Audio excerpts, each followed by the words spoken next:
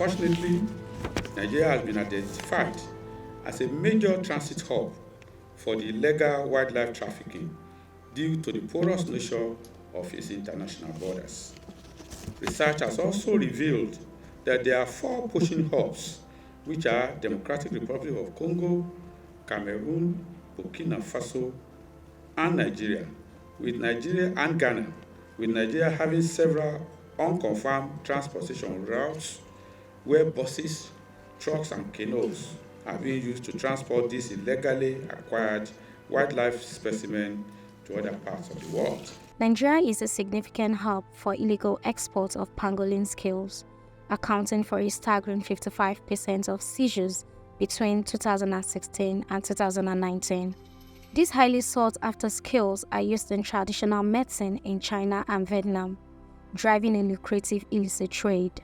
In 2015, Nigeria's involvement in substantial ivory and pangolin scale seizures posed a serious threat to elephant populations due to rampant poaching.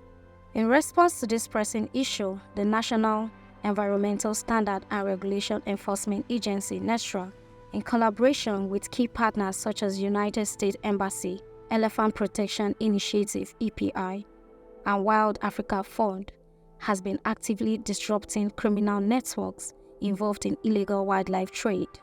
Yesterday, NESRA carried out a crushing and pulverization of wildlife stockpiles at Julius Berger Onat's Yard along Kubwa Expressway in Abuja.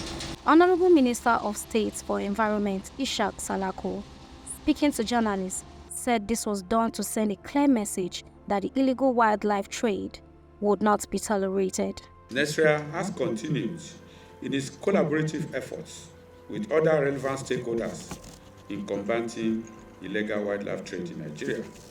This effort has continued to yield positive results through the seizures, confiscation, and prosecution of wildlife offenders in the country. You may be aware that in compliance with CITES Resolution, Conference 9.0 and Conference 10.7 on disposal of seized and confiscated live and dead wildlife specimens, Nigeria opted for the outright destruction of these stockpiles through pulverization of elephant tusks and ivories, while pangolin scales and other skin products were earlier incinerated on the 16th October 2023. The option of outright destruction is aimed at showing the entire world that Nigeria is zero tolerant to illegal wildlife trade at any level, and to also serve as a deterrent to the illicit wildlife traffickers who use Nigeria as their transit route. The PRO Wildlife Conservationist Africa, Mark Ofwa, said the residue generated will be used to construct a monument at any of the national parks for tourism and educational purposes, symbolizing the importance of elephants and Nigeria's determination to protect them. Burning has its environmental drawbacks because of release of carbon into the air. So we have opted for crushing, and the remains of the crushed remains of the ivory, we're planning to use it to build a monument to the fallen elephants, because every ivory, every tusk you see here today is a show of animals that were murdered, that were slaughtered for their tusk. So we're going to use these remains now to build a monument for these elephants, these animals, that we remember them, and also to show the world the stride we have taken in protecting our wildlife. The elephant tusks destroyed on Tuesday was one of the biggest ever seized in Nigeria, weighing almost 2.5 tons. Some had been carved into artworks ready for sale. The 2.5 tons of ivory that is being crushed today in the open market is worth close to $10 billion. So you can see the kind of damage that has done to the economy and to the nature of our country. All items, they use it in making of jewelries, and you know it's coming from an elephant.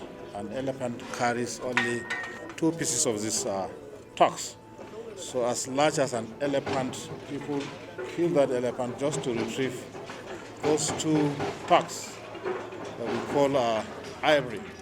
If you remember, there's even a country in Africa that used to be called Ivory Coast, which is now Cote d'Ivoire, because Europeans they have been harvesting this ivory from that country.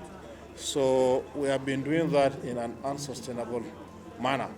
So all the elephants are almost getting extinct. If nothing is done, we'll lose the elephant completely. And if you look at it ethically, does it make sense to kill this elephant just for the sake of removing this ivory? So that's why we are sending a very strong signal.